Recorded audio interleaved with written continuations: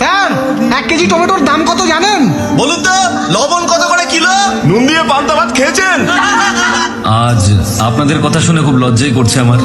সত্যি কথা বলতে 1 কিলো টমেটোর দাম আমি জানি না। টমেটোর দাম জানে না, নেতা হতে এসেছেন? আরে স্যারকে টমেটোটা চিনিয়ে দে না। স্যার একবার এই টমেটোটা দেখে নিন। আরে ওই কিন্তু আমি আপনাদেরকে এই টমেটো নিয়ে একটা ক্রাইম স্টোরি শোনাতে পারি।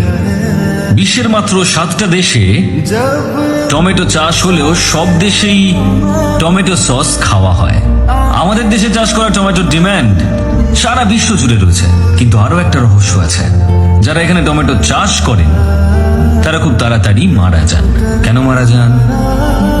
কারণ এখানে টমেটো যে পরিমাণে চাষ হয় আর তার যা দাম পাওয়া যায় তার মধ্যে আকাশ পাতাল তফাৎ অন্যান্য দেশের তুলনায়। ধরুন এখানে এই টমেটো বিক্রি করে আর এই টমেটো বিক্রি করে একই দামে। প্রচুর চাহিদা থাকলেও আমি টমেটো কিনছি শুধু ওর কাছ থেকে, আর বাকি লোকজনদেরকে আমি বলছি যে ওর কাছ থেকে টমেটো কিনবেন না। আর টমেটো কতদিন ভালো থাকে? মাত্র 2 দিন। আমি কিন্তু জানি না কার টমেটো আগে নষ্ট হবে, কিন্তু দুজন বিক্রেতাই সবসময় ভয়ে থাকবে। তখন আমি সেই সস কোম্পানিকে সমস্ত টমেটো বিক্রি করে দেব প্রচুর পরিমাণ লাভ রেখে, যেটা আমি কম দামে কিনেছিলাম। আমি শুধু এর কাছ থেকেই কম দামে কিনে নিলাম, আর অন্য টমেটো বিক্রেতার সমস্ত টমেটো নষ্ট হয়ে গেল। পৃথিবীর সমস্ত দেশে লোকজন টমেটো সস দিয়ে খাবার আনন্দ করে খান, কিন্তু আমার দেশের টমেটো বিক্রেতা না খেতে পেয়ে মারা যান। তাই পরের বার যদি আমাকে আপনারা টমেটো ছুঁড়তে চান তাহলে দয়া করে ওই টমেটো বিক্রেতাদের কথা মনে রাখবেন। কি হলো, আপনারা সবাই চুপ কেন? কারোর কিছু বলার থাকলে বলতে পারেন। স্যার, আমার একটা প্রশ্ন আছে। হ্যাঁ বলুন না। আমরা কেউ এখানে ভোট দেওয়ার সময় যাই না, জানি যে ওটা জালি ভোট হয়ে যাবে, কিন্তু আপনি একটা ভোটের জন্য এত কিছু কেন করছেন? আপনি তো 49P সম্পর্কে সবকিছুই জানেন। ভোটের রেজাল্ট বন্ধ করে দিলেন, কোম্পানি থেকে পদত্যাগও করলেন। এসব কি স্যার? আপনারা আসল কারণটা জানতে চান? রামেশ্বরমে আমার বাড়ি। দারিদ্র্যের মধ্যে একটা ছোট্ট সাধারণ পরিবারে আমি বড় হয়েছিলাম, যার আশেপাশে প্রচুর জেলে পরিবার বসবাস করত। মাছ ধরে জেলেরা সবসময় বেঁচে ফিরত না, আর মৃত জেলেদের পরিবার তিলে তিলে অনাহারে মারা যেত। অভাব এতটাই বেশি ছিল। তারপর একটা ইলেকশন আসে। ইলেকশনের সময় সমস্ত ক্যান্ডিডেটরা আমাদের কাছে আসেন। ভোটের দিন অনেকেই সমুদ্রে চলে যান, আমিও তাদের সঙ্গে গিয়েছিলাম। আমরা যখন সমুদ্রে, সেই সময় নির্বাচন হয়। আমাদের নির্বাচিত ব্যক্তিরা কিন্তু 5 বছর শক্তিশালী হলেও আমরা প্রত্যেকটা মানুষ একদিন ভীষণ শক্তিশালী। যারা যারা ভুল বুঝে সেই সময় সমুদ্রে গিয়েছিল তারা সবাই ফিরে আসার চেষ্টা করে। আর সেদিন নির্বাচনকে কেন্দ্র করে আমাদের এলাকায় একটা দাঙ্গা তৈরি হয়। আর সেই দাঙ্গা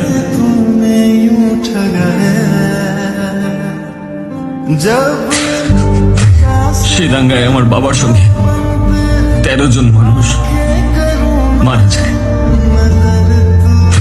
আর যারা মারা যায়নি তাদের সকলকে আহত করার চেষ্টা করা হয়েছিল, যাতে তারা উঠে দাঁড়াতে না পারে। আমার বাবা দাঙ্গার বিরুদ্ধে লড়েছিল, কিন্তু কেউ আমার বাবাকে বাঁচাতে আসেনি। একটা মানুষ মারা যাওয়ার পর তার সমস্ত অন্ত্যেষ্টিক্রিয়া করার জন্য 2000 টাকা খরচ হয়, আর জেলেদের 2 বছর লাগে ওই 2000 টাকা কামাতে। সুতরাং মৃতের শরীর নিয়ে এসো আর সেটাকে সমুদ্রে ছুঁড়ে ফেলে দাও। আমার বাবাকেও আমি মারা যাওয়ার পর সমুদ্রে ছুঁড়ে ফেলেছি।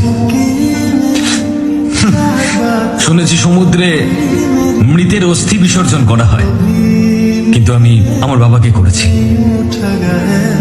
যে নির্বাচনে জিতেছিল সে কিন্তু কিচ্ছু করেনি। জেলেদেরকে বাঁচানোর জন্য আমার মা সংগঠন তৈরি করেন, জেলের বাচ্চাদেরকে পড়ানোর জন্য স্কুল তৈরি করেন, সবকিছু তৈরি করেন। অনেক বাচ্চাদেরকে শিক্ষিত করেছেন আমার মা, অনেককে। সেদিন দেশের সমস্ত নিউজ চ্যানেল থেকে ইন্টারভিউ নিতে এসেছিল আমার। আমি যে দেশেই থাকি না কেন, যেভাবেই থাকি না কেন, আমি ফিরে আসি নির্বাচনের দিন। আমাকে হ্যাঁ, আমি নুন দিয়ে পান্তা খেয়েছি কিনা? আরে আমি জেলের ছেলে, আমার নিঃশ্বাসে প্রশ্বাসে নুন রয়েছে। সরি, এই সভায় কেউ তো চেন্নাই থেকে আসেননি, বাইরে থেকে কারা কারা এসেছেন একটু হাত তুলুন। আপনাদের মধ্যে কে কে বাড়ি ফিরতে চান? কি সমস্যা আপনাদের? স্যার আমি এখানে একটা ভালো চাকরি করব বলে এসেছিলাম, ঠিক যে কারণে আপনি বিদেশে গেছিলেন। কাজ তো কেউ দিলই না, উপরন্তু মজুরিও ঠিকঠাক করে পাই না স্যার। কি সমস্যার সমাধান করবেন? আরে একটা না, হাজারটা সমস্যা রয়েছে। আমি চিনতলার থেকে আসছি, সমস্যা মজুরি। এখানে মিথেন গ্যাসেরও সমস্যা আছে। এখানে চোরাবালির কারবার চলে বহুদিন ধরে। কাবেরী নদী তো দূষিত হয়েছে, কৃষ্ণা নদীও দূষিত হচ্ছে, আর তাতে আমাদের স্বাস্থ্যের ক্ষতি হচ্ছে। বলা সত্ত্বেও কিচ্ছু হয়নি। 32টা জেলার 32 রকমের সমস্যা। যদি আমরা এখনো চুপ থাকি তাহলে ওরা আমাদেরকে পায়ের তলায় পিষে মারবে। তাদের এর জন্য কৈফিয়ত দিতে হবে। হ্যাঁ, কি বললেন আপনি? আরেকবার বলুন তো। তাদের এই জন্য কৈফিয়ত দিতে হবে। আপনি কি কোনো প্রশ্ন করেছেন? প্রশ্ন না করলে উত্তর দেবে কেন? প্রত্যেককে পেন আর পেপার দাও আর সবাইকে সবার সমস্যা লিখতে বলো। Okay sir. আপনারা প্রশ্নগুলো লিখে দিন। সিএম কে আমি প্রশ্ন করব।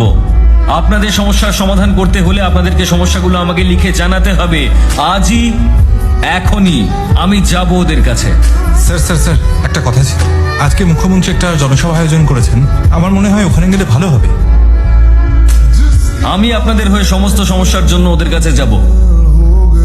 স্যার আমরা আপনার সঙ্গে আছি, স্যার, আমরাও যাবো আপনার সঙ্গে।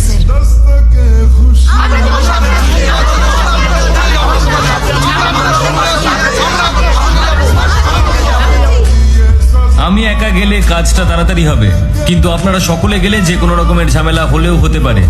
তাই